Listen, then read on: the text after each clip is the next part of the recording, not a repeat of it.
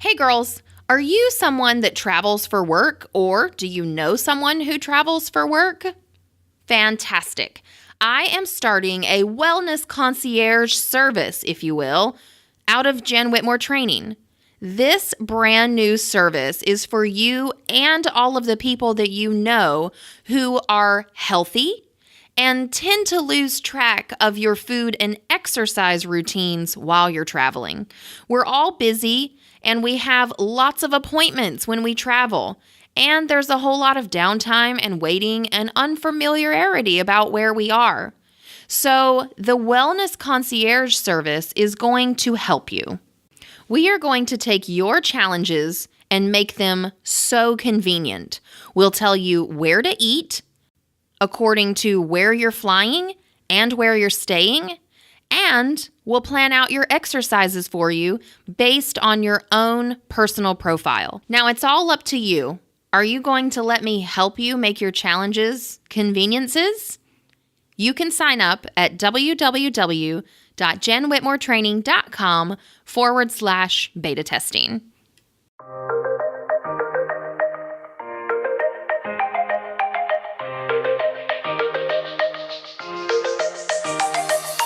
Welcome to Adventuring the Girl Life, where we believe life for every girl should be well lived. Each week, we'll explore tips and techniques to add more adventure to your world, from fitness and self-care to career building and fulfillment in even the most mundane parts of life. So buckle up. I'm your host, Jen Whitmore, certified personal trainer, mom of two, lover of everything pineapple, and your new partner in adventure.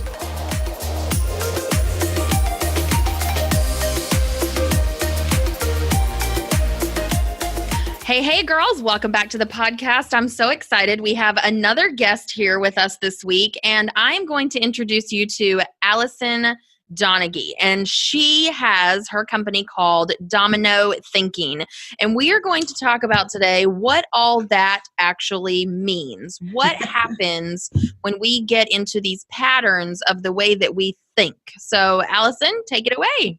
Hi, thank you so much for having me. I'm excited to be here. I really appreciate it. Absolutely. Yeah. So I started Domino Thinking a couple of years ago. I've had a mainstream type business for 20 years and my son's taking it over. And so it gave me an opportunity to start really delving into the stuff that I'm pretty passionate about, which is sort of this critical thinking piece. I think so many times we find ourselves in a place and we're like, how did we get here? But if we had taken a few minutes to think about it, we may have been able to predict where our choices would lead us. Mm-hmm. And so that's that whole domino thinking, like what is the repercussions of the choices that we make? Absolutely. Yeah. We, so, here that we talk a lot about fitness, nutrition, self-care, mm-hmm. and I think that this category, really just ties right in with what we already do, because we are always having to be conscious. You have to be conscious of what you eat. If you're wanting to lose weight, it's not going to happen when you eat pizza. If you are wanting to tone up, then you have to go to the gym. So you have to be aware of those thoughts and those thought patterns that are going to get you to where you're going, versus just, oh, well, I'll do it tomorrow, or, oh, tomorrow when I get up, I'll figure it out. You have to have some type of plan. And of course, right in with that with self-care. If you're not taking care of yourself, then none of this stuff is going to fall into place. None of it. Yeah, I saw a post the other day. We can exercise as much as we want until we start doing the work on the inside. We'll never truly be healthy. And so that's that whole piece. It's a package. We can't just focus on one area of our life and expect the rest of it to fall into place unless we're changing those areas too. And so it's so important, I think, to really consider what it is that we want in our life. Like, what do we want our life to look like? And so through this, I have developed a quiz for my part. I want #mypart to become a thing where we're taking accountability for our choices. Uh-huh. And part of that is it's so hard for us, I think, in this society to be accountable to our choices because there's so much backlash, right? We're scared if we say, sorry, I made a mistake, somebody's going to go, and I'm going to sue you. And you just admitted you made a mistake, right? Yeah.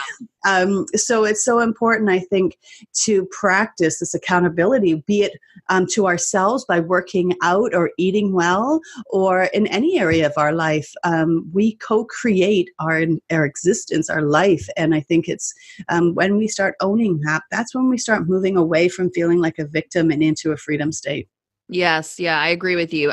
So quick story to tie in with that. My son is 8, and he at nighttime, when we're kind of getting settled down for bed, he's ready to go to sleep. He starts to think about all the things that he's done that day, and some of them, in his 8-year-old mind, aren't positive. And so we're going through this, whole stage of it's okay. You're a child. People make mistakes. It's okay. This is how you learn, and we have to continually talk on that every night when we get ready for bed, because he just gets so like down on himself that he did something wrong and he made a mistake. And I asked him last night when we were doing this on our usual, and I said, what is it that you are so concerned about? I said, are you like disappointed in yourself for the decision that you made? Are you, concerned about getting in trouble like by your teacher or by mommy and daddy? And he said that he was just so afraid of getting in trouble. And I just sat there and I looked at him and I said, honey, I've already told you that you're not in trouble. I said, I'm telling you to your face, like, you are not in trouble. You need to calm down. But it is such a concern that we are so, it almost like causes anxiety. We just get so into things, and we just have to let stuff go. We just got to let it go. Mm-hmm. Yeah, some things just are, and we have to, I think, be really gentle with ourselves. I believe that we are born miracles, and this little tiny sperm finds this little tiny egg, and made your son, not somebody else, which makes you miracles. And by the nature of being a miracle, we have worth, inherent worth, and then the world tells us we don't. And so then what ends up happening is things like what's happening with your son, right? Then we start doubting our own worthiness because, we've screwed up and it's bad to screw up and all of, all that stuff that goes along with it. And it can really take us to a dark place if we're not careful. So it's so great that you're spending time with him trying to maneuver through that process. Yeah, it is definitely something that we have been working on for quite a few months with him. And he is just, he's totally like a wild, outgoing boy, normal, whatever, but he just has such a tender spirit.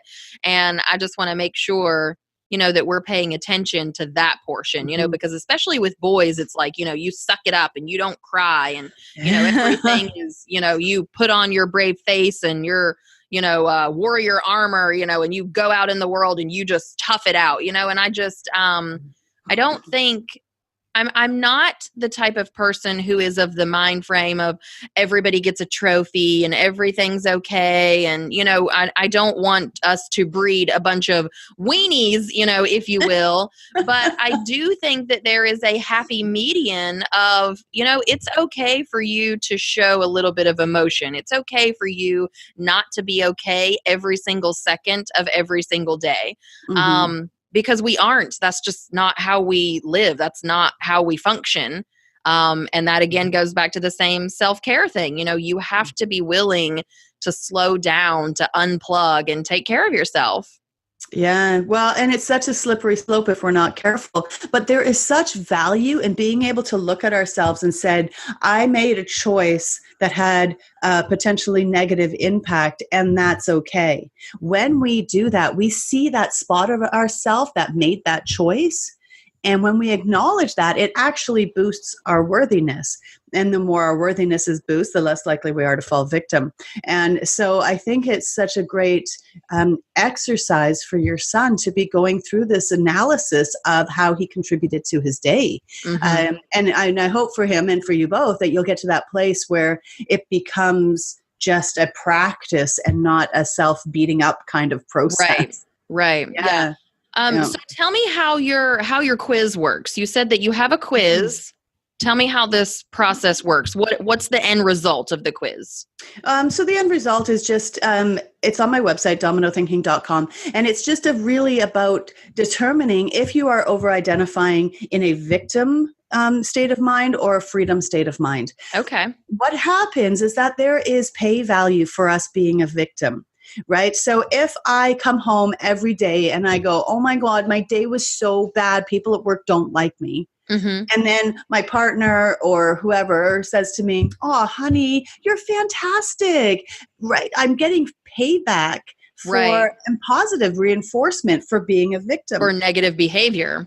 Right. And so then every day I come home and I complain about my job, and my husband, not that I'm married, but in whatever, would then nurture that. Mm-hmm. And in fairness, when somebody does that, when somebody goes, you know what, like that's just not true. We do have their best interest at heart. But what it also does is it keeps us in that space where we can feel like a victim. Mm-hmm. And because it's so sneaky, like the language around it, like why can't I just be like everybody else? Victim statement. How come nobody likes me? Victim statement. Why can't this be easy? Victim statement. And so this quiz is sort of designed to get us thinking in terms of how do I feel about victim scenarios. Mm-hmm. And then some people take it and they're great. They have no victim tendencies. They live state in freedom state, which is fantastic. But for those of you who don't, I offer a course. It's coming up. I'm doing pre-order right now about how do we work through understanding our own worthiness and identifying where we're feeling like a victim, understanding how we contribute to it, and then moving out the other side. Mm-hmm. Because it doesn't just fix itself. And it started because I guess a couple of years ago now, year and a half ago, I did a speech called My Part. And I talked about how I was sexually assaulted in high school. Mm-hmm. And how it wasn't until I understood how I co-created that without shame, without blame, without saying I deserved it, without not holding him accountable, without saying it was okay or none of that, but just looking at just the facts and understanding that I co-created that. It wasn't until I did that that I actually became free and stopped being his victim. And so, Wow. yeah, and it's not to... So many people, when I talk about this, they go, oh, you're not to blame, you're not to blame. And that's so not what it's about. It's about if I want to become free, I have to understand the entire situation, which includes how I contributed. And Right. Some people get it, some people don't. Yeah. It's like anything else, right? We can't make everybody happy. Right. Well, But, I'm so sorry that happened to you, and I absolutely applaud you for taking responsibility of your own part. And again, like you said, a lot of people might hear that and be like, it's not your fault. How dare you say that? And it isn't. But we all have our parts to play in every situation, whether we are guilty or victim or not.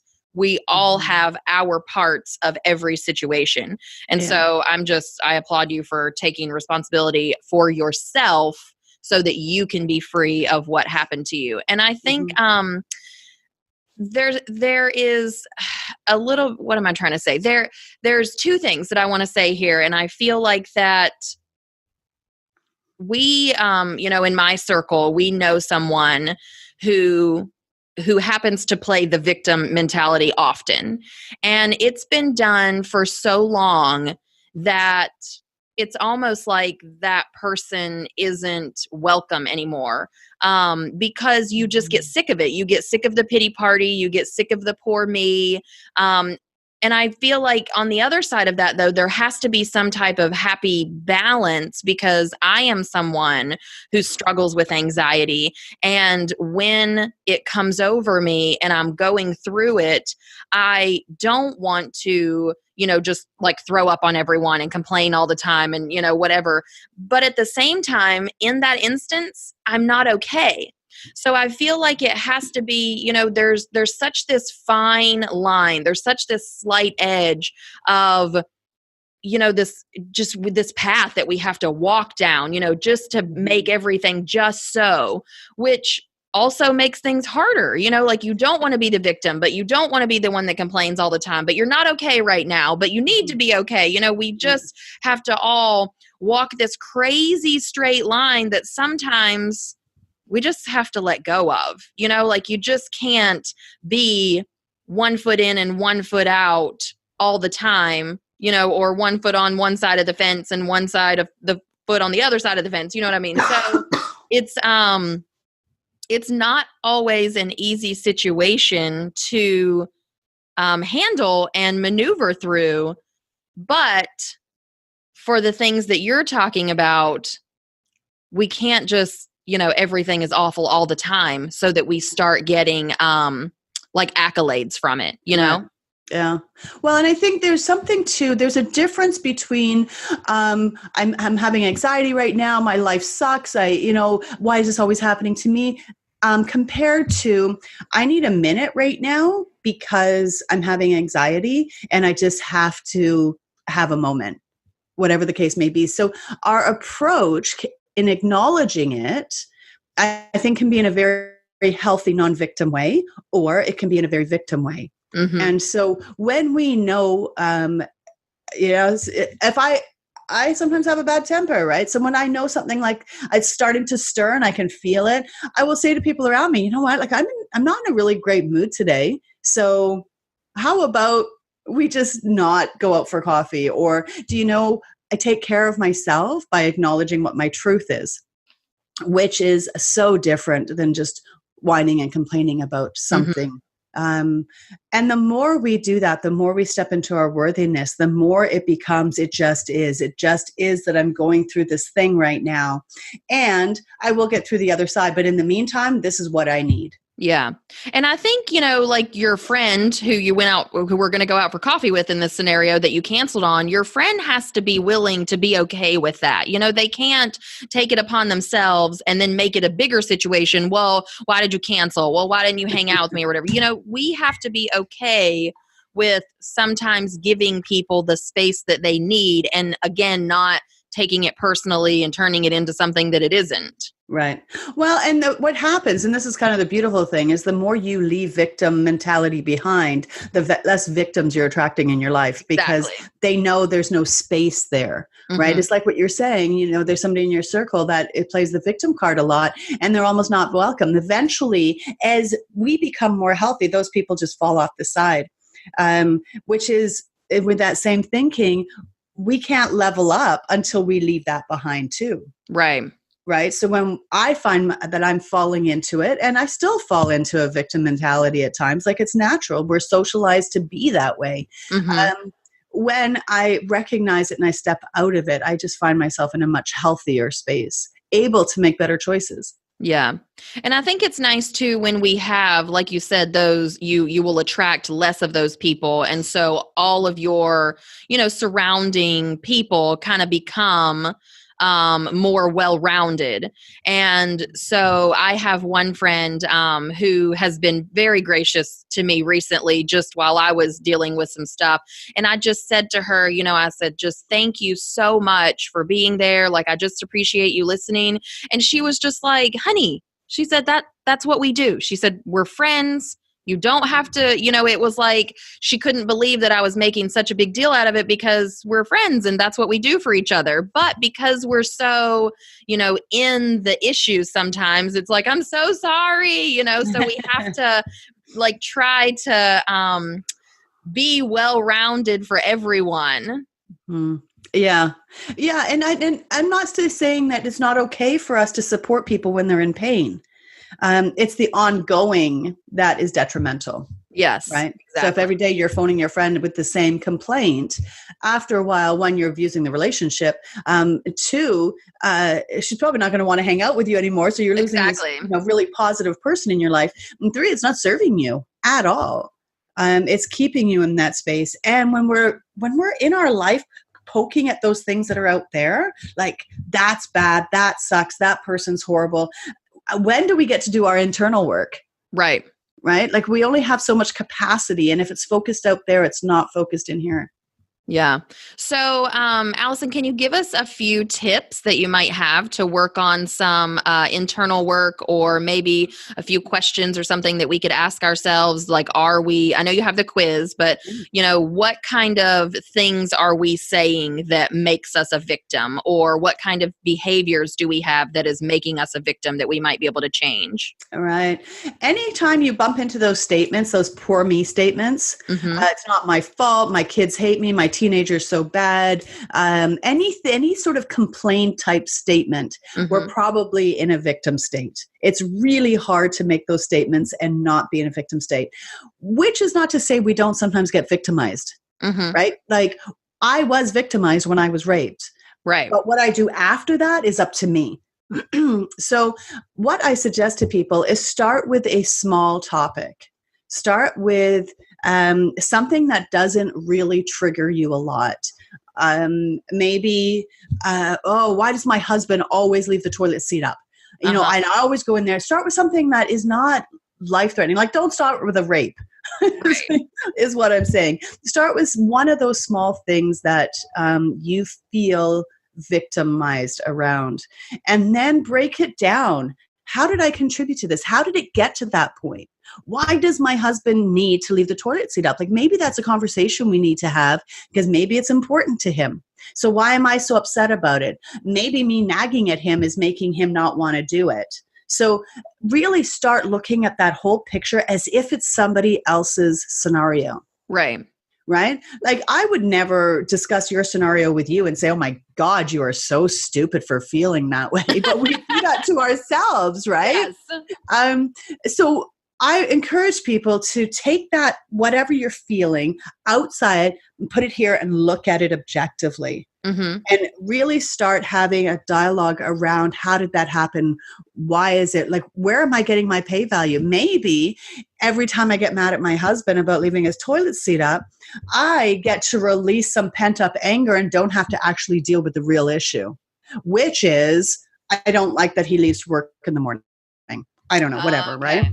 Yeah. So often we're using something to disguise or give us permission to do something else.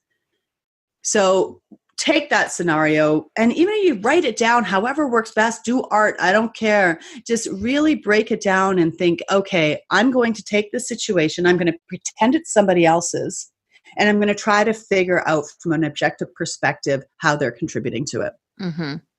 Yeah, I like that. I like that a lot. And I see what you mean where we take something that could totally be minuscule, like the toilet seat up, and be making it very large over something completely different. You know, like you don't like it that he leaves for work early in the morning, but you're blaming it on the toilet seat. You know, so we don't always think in those patterns. You know, we don't realize that that's what we're doing until we sit down and unpack that kind of stuff. Yeah. Yeah. And it's not always easy to do. And the more you do it, the better you get. And the more you do it, the more you can practice doing it with more difficult topics. But start with something easy. I don't want people entering into one of those really, really hard topics first. Yeah, right away. Yeah, that's overwhelming. I think I can start with, why does my daughter leave all of her drawers open in her room? Right, for you to walk into and bang your shins, right? And it's like, damn, why does this always happen to me? Oh right, God. that's a perfect scenario. Like, then you are 12 years old, and it drives me absolutely bonkers that you leave your drawers wide open. How hard is it to close them after you pull your clothes out? So what is it about that? And then what is it about you that makes that a problem? Yes, because I like a tidy house. Yes. So then can it be one of those things where you just keep the door shut? You never have to see her drawers open. Or is this a deeper issue and something that needs to be discussed so that she can maybe she's doing that as a way of retaliating against something that you're doing. She knows it drives you crazy. She's going to do it more because as children, they don't have a lot of control in their life. So they get control in really crazy kind of ways. Right. Wherever they can get it. Even right. So then there's a discussion for you to have with yourself about what's my part in being crazy about this? Why is it so important to me? Is it hiding another bigger issue? And then it's an opportunity to have a conversation with your daughter saying, okay, so what's your part in all of this? Why is it so important to you to keep your drawers open? And maybe you'll have this discussion over the course of a few weeks, even a few months, but eventually you might get to that place where it's like, oh, that's why it's happening. Ah, yes. I like this. Yeah. I like this. It's very informative to think, like outside the box like this. I don't think that we normally think in patterns like this. And so Yeah. when it sort of opened up and revealed to us, we're like, oh, light bulb. And we try to do the path of least resistance, right? So it's easier for me to fight with my husband about the toilet seat than it is to actually say to him, I really feel like you leave me earlier in the morning than you need to, right? Because that's a vulnerable thing. Getting mad about the toilet seat is not vulnerable at all. Your daughter leaving her drawers open might be the path of least resistance to get your attention, or maybe it's not, but maybe it is. But really what she's wanting is more one-on-one time with you. But she doesn't know how to ask for that because that makes her feel vulnerable. What if she gets rejected? So, and I'm just making all this up. Like I'm not even married. I totally understand. It's all made up scenarios. And so, but we'll never figure it out if we don't start asking. You know, a guy I talked to one time, he said that his son and him had a difficult relationship. And he said, you know, son, I really want to have a great relationship with you. How, on a scale of 1 to 10, how would you rate our relationship? And his son was like 4. And this guy was devastated because being a good dad was so important to him. He's like, holy, okay, so what would it take for us to get to like a 7, 8, or 9? And he goes, you need to stop talking to me. Wow. So this guy, for, a period of time, stopped talking to his son, not entirely, but just about things other than, hi, how are you? Giving him his space. And then like 6 weeks later, he said, so what's our score out of 10? And he's like, I think we're at a 6. Right? Wow. So there's so many ways for us to work through these things. My friend had to decide that being a dad was important to him enough to be quiet, right, for his son, so that his son had space. His son was very introverted. His dad is extremely extroverted, so he was always in his face talking all the time.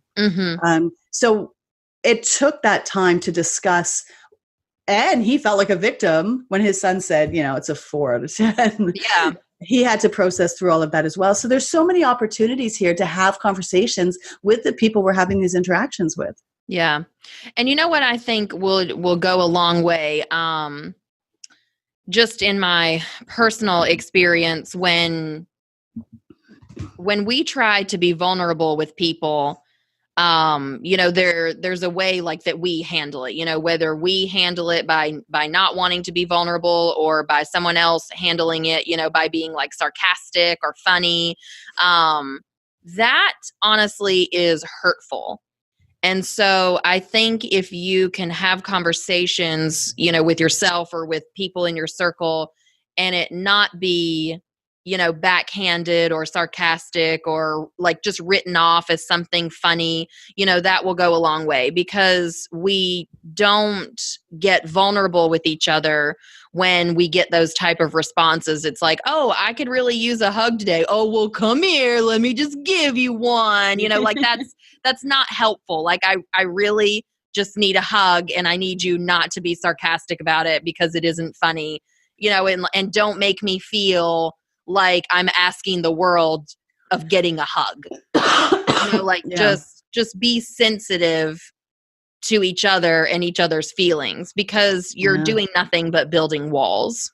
Yeah. And I think it comes down to our own insecurities too. We don't know how to respond when somebody's vulnerable. And I think a really good practice around that is to say, I need a hug right now, and I just need you to give me a hug. I don't need you to speak. I don't need you to do anything else but give me a hug right now. Right?